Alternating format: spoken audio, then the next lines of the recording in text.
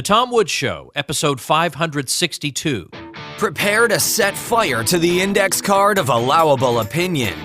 Your daily dose of liberty education starts here.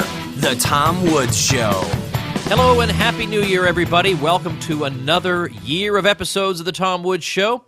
Turns out I've been called out of town for about a week. Well, called out of town makes it sound more professional than it really is. It's more or less a surprise pleasure trip I'm going to be taking to New York City for about a week.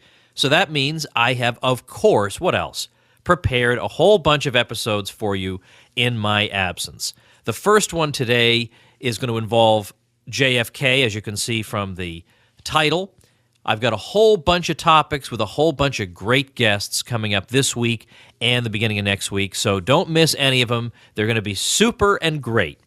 I want to also tell you, after the episode today, or after the meat of it, make sure you don't switch it off, because I've got a couple of neat things to tell you about, brand new neat things that I really make sure you will stay tuned and listen to. You're going to be glad, believe me, you're going to be glad you stayed tuned to listen to them.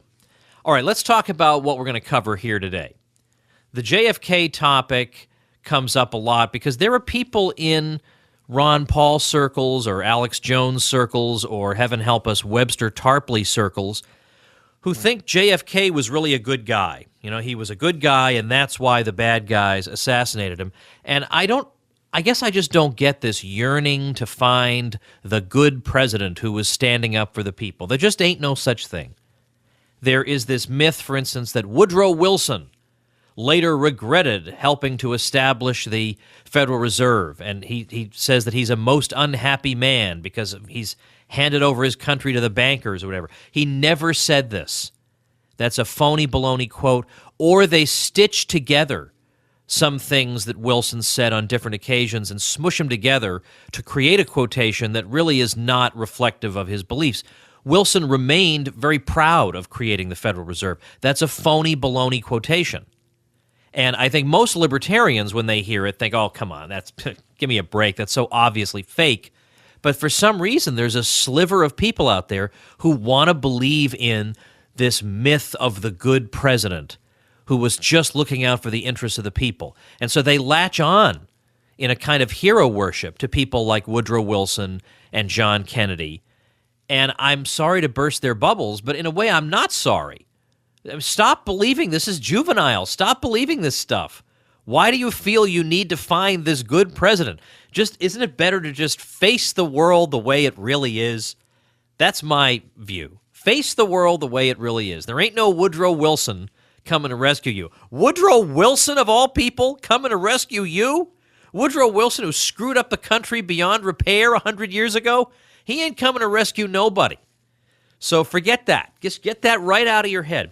Well, likewise, the John F. Kennedy thing has developed for a number of reasons, but one of them is this claim that Kennedy was actually anti-Fed, if you can believe that.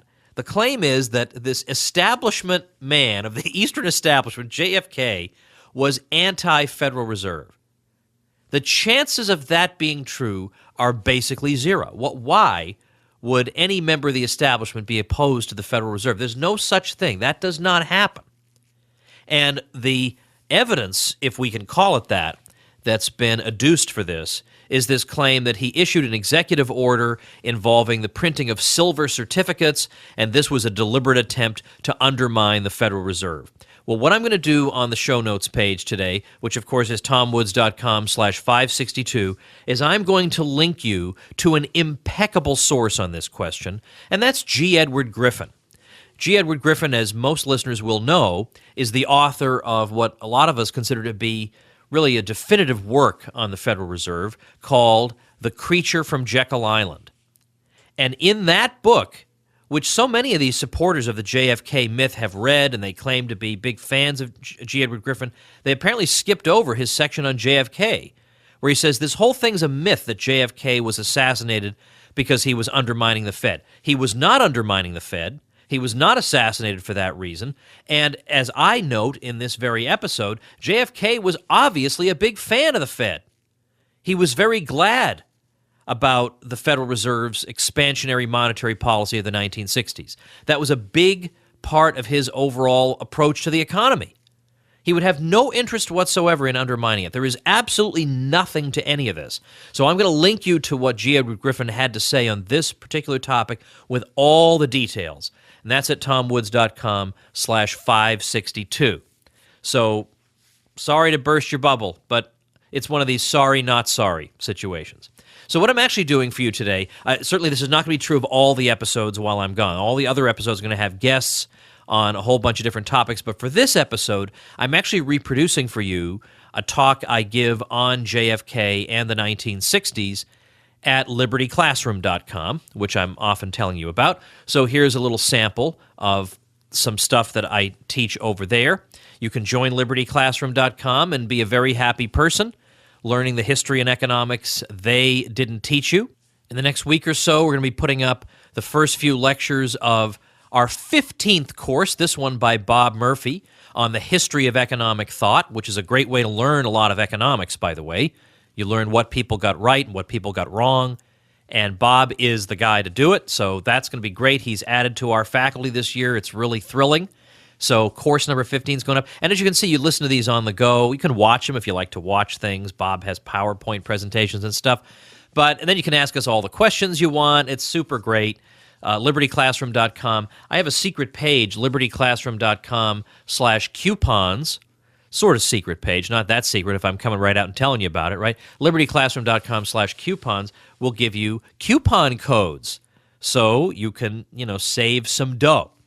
So here we go, a little bit stuff on JFK, and maybe in the next few weeks I'll give you another free sample from Liberty Classroom. That'll be me talking about the 1970s. Oh boy, a lot of fun in the 1970s, if by fun you mean total misery. All right, here we go. Hope you enjoy it. Remember, stay tuned at the end because I got some fun things to tell you. Today we're going to talk about John F. Kennedy, who was elected president in 1960 and served until his assassination in late 1963. And I'd like to begin with a little background about Kennedy because it's quite interesting information. And here I'm very much indebted to the work of Paul Johnson, who summarizes a lot of these important and interesting tidbits about Kennedy's early life in his book, A History of the American People. And I would just point out as a cautionary note, that's not a perfect book, far from it. I was disappointed years ago when that Johnson book came out because I read his great book, Modern Times, The World from the 20s to the 80s, which was a great book. It's a great book before he made it into The World from the 20s to the 90s, which actually made it a much worse book. The first version of Modern Times was a great book, so I expected a great history of the U.S. from Johnson. We didn't really get it. There's a lot of very conventional stuff in it. But he is good on a good many issues all the same, and one of them is this summarizing of what really went on in Kennedy's early political life. So I want to start there. Kennedy really was a carefully manufactured product for public consumption. His Harvard thesis from his days in college was written by a small team, including his father's speechwriter and a writer for the New York Times. It later appeared in book form as Why England Slept. Kennedy had the good fortune of being the son of Joseph Kennedy, an influential and wealthy man who had made quite a bit of money in a great many areas, not least of them bootleg liquor. But he also served as ambassador to London and traveled in influential circles. And his wealth and influence allowed him to propel his son into the political spotlight using means that were unavailable to the average person.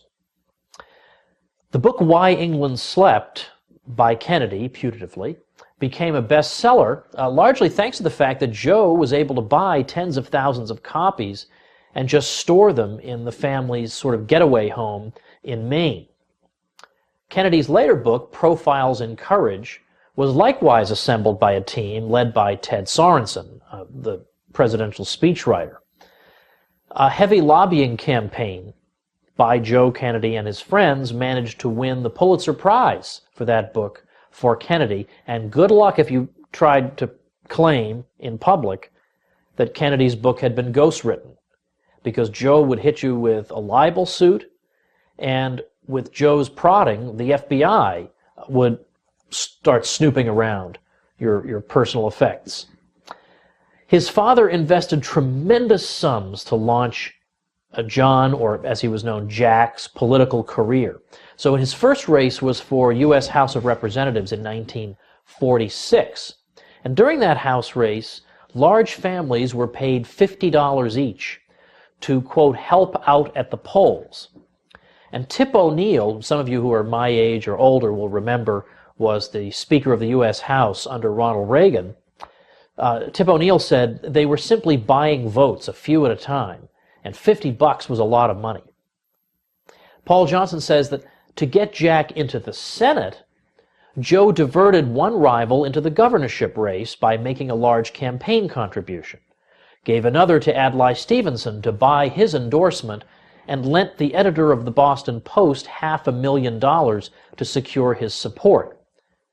And John Kennedy himself said, "You know, we had to buy that paper, or we'd have been licked." Joe's sights, though, ultimately were set on the presidency, and James McGregor Burns was employed to write a very favorable biography of Jack Kennedy called John F. Kennedy, A Political Profile. Other writers ghost-wrote a bunch of articles for Kennedy that appeared in Kennedy's name in a variety of influential periodicals, both popular and scholarly, to give the impression of Kennedy as a deep thinker, a would-be scholar president. Joe met with the well-known Chicago mob boss, the mafia figure Sam Giancana, who bought off election officials in exchange for assurances of federal sympathy if JFK were elected. And in fact, Judith Exner, who was a mistress that Kennedy and Giancana shared in common, Giancana told Exner, "Listen, honey, if it wasn't for me, your boyfriend wouldn't even be in the White House." There were all kinds of apparent irregularities in the election results of 1960 between Kennedy and had been Vice President Richard Nixon, Vice President under Eisenhower, but Nixon, for a variety of reasons, refused to demand an investigation. I mean, he claimed one of the reasons he gave was that it simply would not be good for the country, and he simply seethed and moved on. Now, a little something about policy. For one thing, Kennedy had run on the issue of the so-called missile gap that the Eisenhower administration, which Nixon presumably had to answer for, had allowed a missile gap between the United States and the Soviet Union to develop, and Kennedy was going to fill in that missile gap and never allow such a thing to take place again. Now, Kennedy knew full well there was no missile gap, there was a missile gap, but it was in the United States' favor. He knew that. He knew that Nixon couldn't disclose this because then that would reveal the extent of U.S. spy and intelligence operations in the Soviet Union. They were knowledgeable about the extent of the Soviet arsenal. So Kennedy got away with promoting the idea of the missile gap, and once he was in office, he actually laughed and said, "Whoever believed in the missile gap anyway?"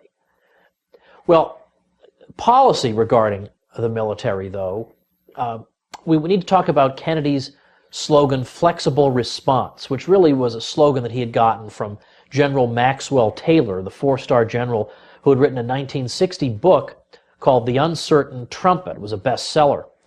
And Taylor was trying to argue that the policy adopted by Eisenhower was really inadequate.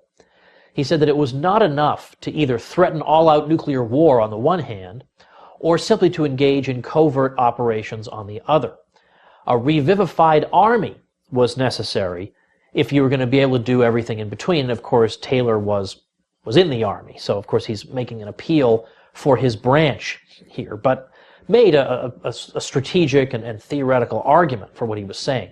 He said that the Eisenhower strategy of massive retaliation was really offering the United States only two choices. In his words, the initiation of general nuclear war or compromise and retreat. He thought that there should be a broader array of responses that the president and the federal government could choose from, hence the term flexible response. He said the United States needed the capability to, quote, react across the entire spectrum of possible challenge. And Kennedy adopted this theme in his campaign. Now, he wound up dramatically increasing spending on both conventional and nuclear forces. He wasn't neglecting the nuclear option, but he was going to increase spending on all options. The White House also reasserted authority over national security that had begun to drift into the hands of the Strategic Air Command and the CIA, as we talked about when we looked at Eisenhower. Kennedy's really going to re-centralize this decision-making power in the hands of the White House once again. One of the significant events, foreign policy-wise, under JFK was the Bay of Pigs invasion, so-called Bay of Pigs invasion. Under Eisenhower, the CIA had planned to overthrow the Cuban leader Fidel Castro using 1,400 Cuban exiles who had been trained by the CIA. The invasion, it was hoped, would incite a massive uprising against the Castro regime. It was thought that it was undesirable to have a communist regime so close to the mainland United States. Now, JFK decided to go ahead with it, but he said there would be no U.S. forces committed if things went awry. This is April 1961. Well, it's indeed a complete failure, and it's a humiliation for Kennedy. And so with that humiliation, he feels like there's some political pressure on him now to do something. So it's not at all uncommon in the history of U.S. politics, or really the politics of any country, that sometimes foreign policy initiatives are undertaken because of domestic pressures. The sense that the president needs to look strong, to do something, to recover from some previous gaffe or misstep.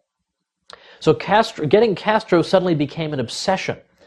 So-called Operation Mongoose involved all kinds of bizarre ways of killing him, none of which turned out to be successful.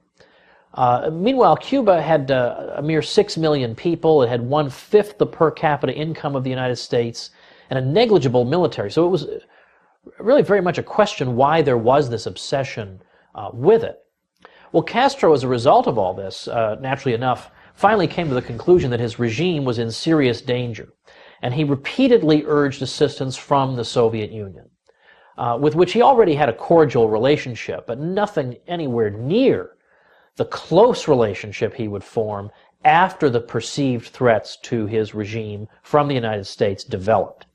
So by May 1962, Khrushchev was becoming more and more sympathetic to having a much closer relationship with Castro's Cuba, and that assistance included nuclear missiles in Cuba.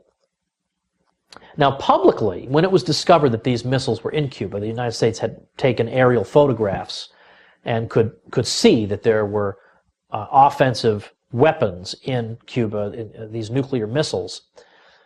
Kennedy publicly said, well, these missiles in Cuba are a provocation that came out of the blue. But it's interesting to note that privately, Kennedy noted the connection between, on the one hand, efforts to overthrow Castro and the presence of U.S. nuclear missiles in Turkey on the one hand, and the missiles in Cuba on the other, in effect acknowledging that Castro and Khrushchev were more or less doing what Kennedy himself would have done in their position. So what Kennedy decided to do was not to launch an all-out nuclear attack on the Soviet Union, but to proceed somewhat more gingerly by choosing a quarantine that would around Cuba that would prevent the introduction of any additional offensive weapons into Cuba, and that any Soviet ships containing such weapons, he said, would simply be turned back. The crisis was ultimately resolved when Khrushchev removed the missiles from Cuba. But unknown to the world, because Kennedy insisted on it not being known, was Kennedy's pledge that the United States would not invade Cuba, and his pledge to remove the missiles from Turkey. So with both sides more or less conceding something, the world stepped back from the brink. And we have this exchange of letters between Khrushchev and Kennedy, and it's quite interesting to note both men's state of mind and what they were perceiving as these events unfolded. And Khrushchev said to Kennedy at one point that you and I are like two men pulling on a rope with a knot in the middle, and the more we pull on it, the tighter the knot gets. What if we both loosened up on the rope? Maybe we might be able to untie the knot. And that's in fact essentially what happened. Now, domestically, that was of course the most spectacular example of a foreign policy event during the Kennedy years. There was, of course, the the building of the Berlin Wall in 1961, dividing East and West Berlin and preventing East Berliners from getting out and fleeing to the free West. But strictly speaking, the Soviets had not interfered with Western access rights and Western access to West Berlin. So that there was nothing really that Kennedy could do about that. That was an incident that Kennedy more or less had to live with, had to be upset about, but short of a full-fledged invasion, there was nothing he was going to be able to do about the Berlin Wall other than moral protests of one type or another that were made over the years.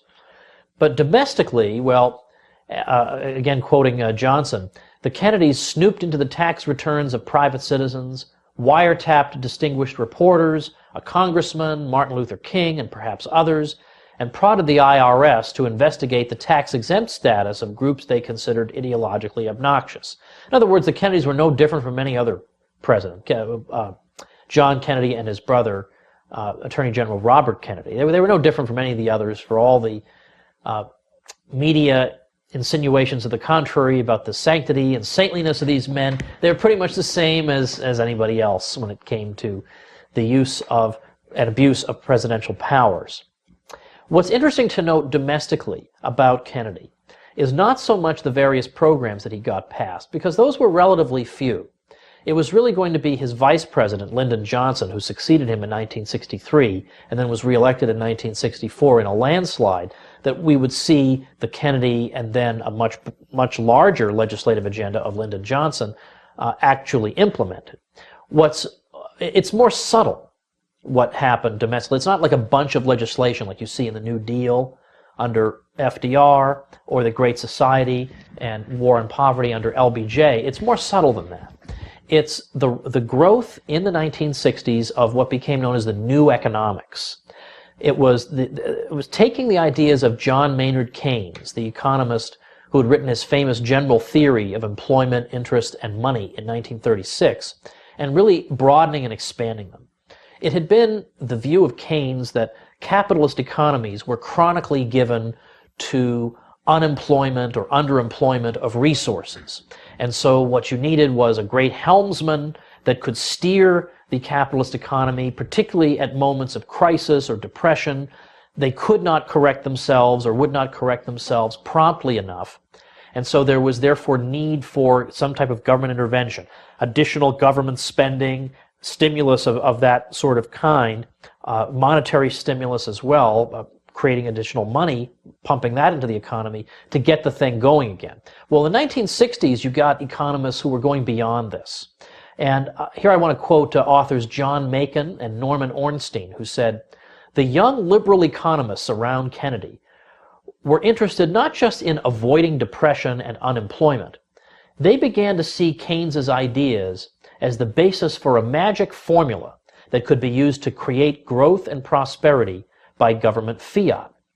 And they were really getting these ideas from Alvin Hansen and Abba Lerner, who were followers of Keynes. Hansen was the most famous American follower of Keynes.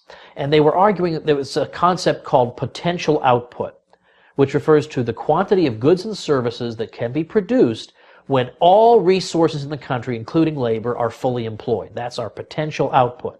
This is what we can produce when we use up all our productive capacity. But when laborers are unemployed, we're not using all our productive capacity. So now there's a gap developing between how much we could produce if everything were being employed and how much we actually are producing. And this is called the output gap. How do we fill in that output gap? Well, through Keynesian stimulus measures. We've got to spend money. We've got to have the government spend money, and that'll put these people to work, and so we won't have this output gap any longer. So it's not enough to just wait for crises and then try to solve the crises through stimulus. We need to guide the economy at all times, having just the right amount of spending and taxes to regulate total spending in the economy, to keep things moving so that we're always at potential output and no output gap has a chance to develop. So the view, in other words, is that unemployment is always some kind of market failure that can be corrected by the actions of governments. And if it's not corrected by the actions of governments, then we're suffering an output gap that's making us poorer. So what's the reason for not intervening? We've got to intervene. So this means running deficits, and it means Federal Reserve inflation of the money supply. Kennedy, in August 1962, very revealingly said this: "Everybody talks about our deficit. Everyone wants us to cut spending. They don't seem to understand that it's the deficit, the spending, that's keeping the economy pumped up. I love that deficit." Unquote. Now, we'll talk about, if you like, the economic ideas behind this and whether they were wise or unwise in our discussion forums. Right now, I just want you to be aware this is something that's developing in the 1960s. It hasn't really been noticed all that much. So deficit spending as a policy, as an ongoing fiscal policy to steer the economy, to keep an output gap from developing, to keep employment high. The argument being that somehow this contributes to employment. That's, of course, a debatable statement. And then also the increase in the money supply. The so-called M2 measure of the amount of money in the economy during the Kennedy years was growing at 8% a year. And I compare that with 3.6% a year during the 1950s. And if you go back to 1945, you go 1945 to 1960, it was growing at 3.3% a year. So there's a huge growth in the rate of growth of the money supply during the Kennedy years. Now, what accounts for this shift in the policy of the Federal Reserve? Well, economist Joe Salerno, whose great book chapter I'm assigning you for your reading if you have time and you like, along with this lecture, says this. He says, the answer is Kennedy and his new economists, who conducted a relentless and incessant campaign for easy money from the very beginning of his administration. This campaign took the form of repeated public utterances on the part of the president and his economic advisors, as well as direct presidential pressure on William McChesney Martin, who was chairman of the Fed under Eisenhower and continued in that position until 1970. It was not known as a particularly bright or effective guy, I might add to that. So much for the idea that the Fed is this independent agency and it operates in this ethereal, platonic sphere apart from the mundane concerns of this world. As it turns out to be not quite like that. There's a lot of room for presidential pressure. Now, Kennedy, meanwhile, is trying to obscure the connection between money growth and price growth, to try to claim that maybe there's something else that's causing prices to go up, other than the fact that we've turned on the money spigot. So in his State of the Union message in 1962, Kennedy said, "Our first line of defense against inflation is the good sense and public spirit of business and labor, keeping their total increases in wages and profits in line with productivity." So again, suggesting that, well, don't look at us, don't look at the Fed or the government for the explanation of why prices are going up. It's business and labor that raises prices. We just got to keep them in line. Salerno also says, Kennedy and key members of his administration also doggedly prodded the Fed, both privately and publicly, to ease monetary policy, even threatening to terminate its independent status if it did not acquiesce. As early as his campaign for the presidency, Kennedy expressed his disappointment with the Fed's tendency to resort to restrictive monetary policy to rein in inflation, and his intention to break with such a policy. In 1962, Kennedy petitioned Congress for a revision of the terms of the Fed chairmanship that would enable each president to nominate a new chairman at the beginning of his term. In the Wall Street Journal in the 1990s, Susan Lee, an author, wrote this: Keynesians were always hectoring the Fed to be a little looser in providing money to the economy and hectoring business and workers to hold down prices and wages. In other words, at the same time they were encouraging inflation with a loose monetary policy, they were trying to limit its impact by forbidding management and labor to cope. Well, then perhaps the most, outside of matters pertaining to civil rights, the most dramatic domestic episode of the Kennedy years, somewhat related to this, is the steel crisis, which began in August 1961, when economic advisor Walter Heller sent a memo to Kennedy saying that a steel strike, or these are quoting the words of Heller, or a sharp rise in the price of steel or steel workers' wages, or both, was the single greatest threat to economic stability during Kennedy's presidency. Well, so Kennedy wrote an open letter to the steel companies: don't raise the price of steel. It's your patriotic duty not to raise the price of steel. The Council on Economic Advisors around Kennedy had calculated that wage increases that had recently been negotiated in the steel industry could be absorbed by the steel firms without a price increase in steel. They could afford it without raising prices. But steel prices had not increased since the recession year of 1958. Recession years, things tend to fall in price. They hadn't risen since then, even though cost pressures had been building on the steel industry, and their average rate of return on equity had been substantially below the average for U.S. manufacturing since that year. So, February 1962, Kennedy starts lobbying. He wants to lobby both sides to initiate early negotiations for a new industry-wide contract to go into effect the middle of the year, to hold the line on basically everything. No price increases, certainly, but only modest wage increases.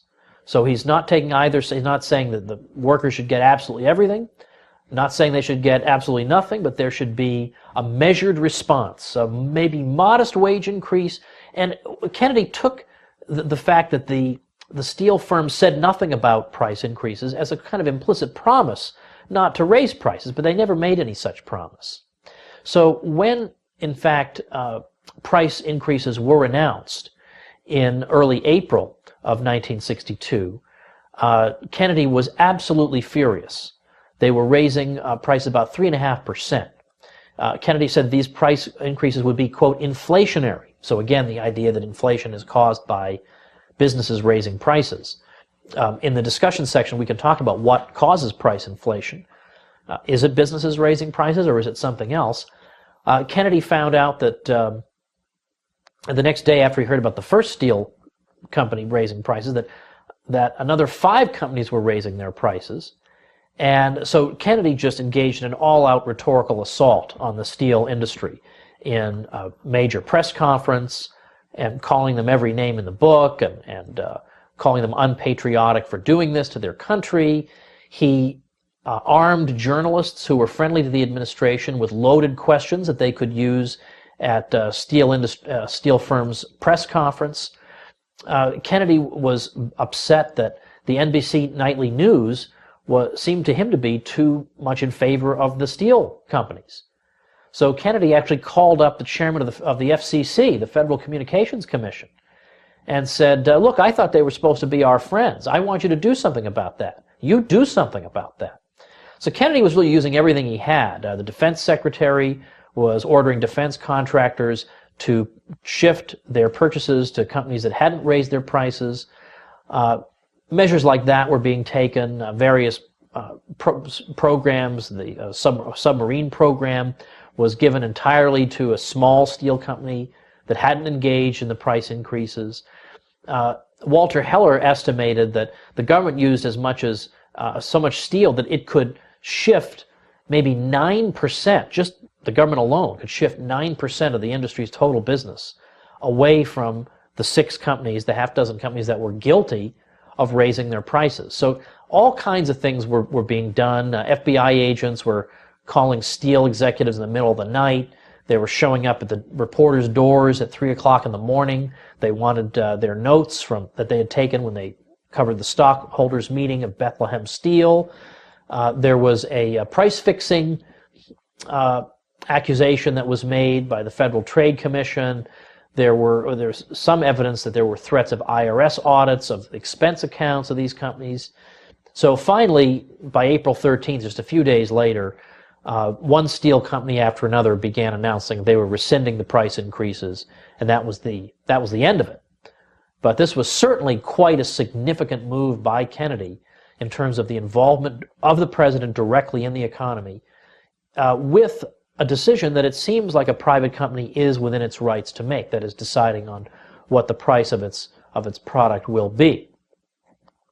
Now, as I say, domestically, otherwise, you can see some things Kennedy did, like he raised the minimum wage and a few things of that nature. But things like a full-scale war on poverty did not occur under Kennedy. Kennedy wanted a poverty bill introduced toward the end of his presidency. He had read the famous Harrington book, The Other America, which some people say had a great influence on what later became the war on poverty at the federal level. And he had read that, was very moved by it, wanted to do something at the federal level to fight poverty. The subject of poverty was becoming very politically chic at that time, but he never was able to do it.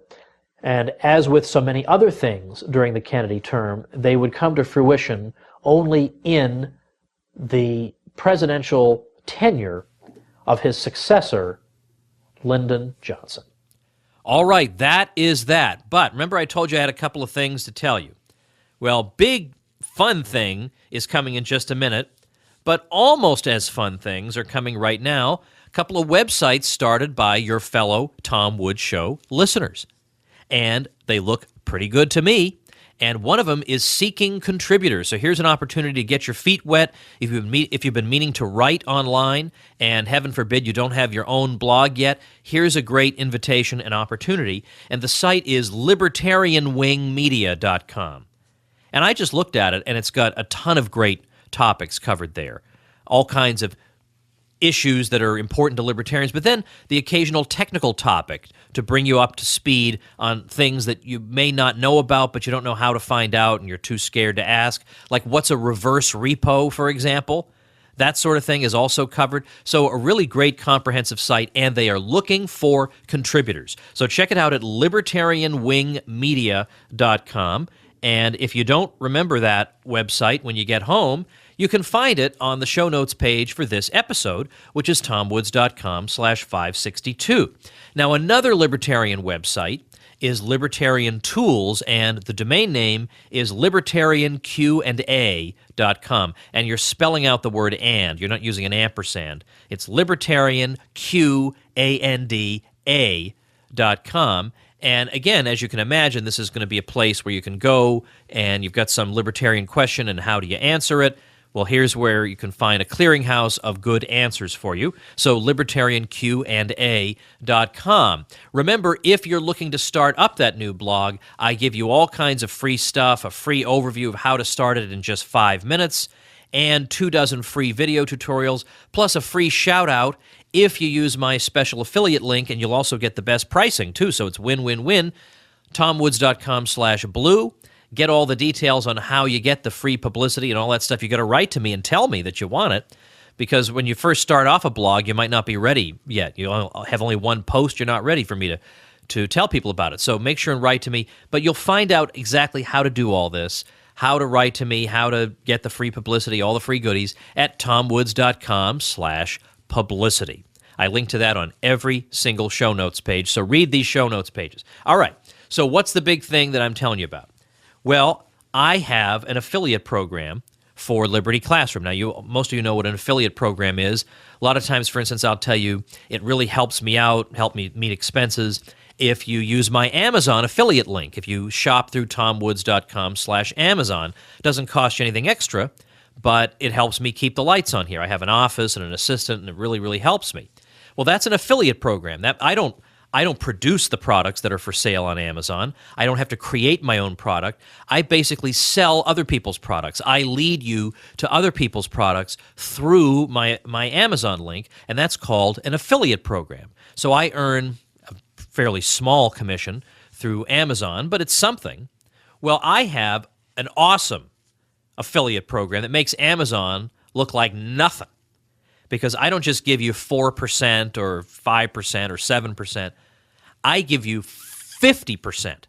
What? What did I just say? Yes, 50% commissions are paid out in my affiliate program for libertyclassroom.com. So I issue you a special link that will track sales coming through that link, and I'll know that it's you who sent these people to me.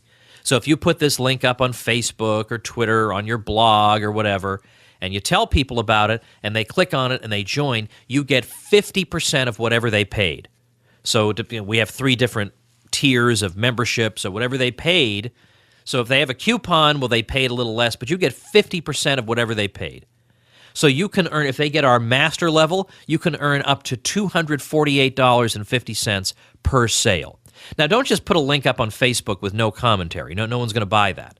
You post a juicy post on your blog, or you give a little detail about it on Facebook, or you make a little screen capture video. You use something like Screencast-O-Matic, and you take people behind the scenes. Here's what Liberty Classroom looks like. Here's all the stuff they have. Here's what this site can do for you. It's a very high-quality product that you can promote with confidence, and that's serious dough. Now, remember, I already told you guys can save money with coupons, libertyclassroom.com/coupons. But the retail price of these things is the low end is $89 a year, the somewhat higher end is $119, and the super duper deluxe lifetime edition with all kinds of bonuses is $497 a year. If you get 50% of that, that is serious dough. Now, you don't use it on your own subscription. That's what lowlifes do in the affiliate marketing world. That is a big no-no. You use it to bring in other people. That is serious money. There are all kinds of ways to do this. Let me tell you how you become an affiliate. If you're already a member of libertyclassroom.com, you're already an affiliate. You're already a member of the program. Just check out account settings, and you'll see your special affiliate link. But if you're not, you can find out all the details at libertyclassroom.com/affiliate. You do not have to be a member of the site to join our affiliate program. libertyclassroom.com/affiliate. Be creative in how you promote it. As I say, make a YouTube video walking people through it. Or for the higher end memberships that we have, offer some kind of a bonus. Maybe you offer a couple of books. I mean, if you're going to earn almost $250 a sale, you can afford to give away a couple of books. Or if you have some kind of libertarian digital product of your own, or an ebook or whatever that you can throw in as a free bonus, if people join through your affiliate link, give them a reason to join through your link, and you will get commissions. And I want you to stuff your pockets with affiliate commissions. I want you to earn a ton of dough through this program, because the more successful you are, the more successful I am. Look around online. There are a lot of free tips, if you Google them, on how to be an effective affiliate, how to sell other people's products. I want you to sell this product. I want to pay you a 50% commission. So be creative. Figure out how to do it. It's easy to do, but figure out how to be especially clever in doing it to bring in sales for yourself and, frankly, for me. So that's my announcement, because up to now, I haven't really pushed the affiliate program very much. We were giving away 30% commissions, and we didn't have these upper tier levels of membership. Now we're giving away 50% commissions, and we have these higher tier memberships that can bring in serious dough if you really apply yourself. So check it out, libertyclassroom.com/affiliate, and I'll see you tomorrow.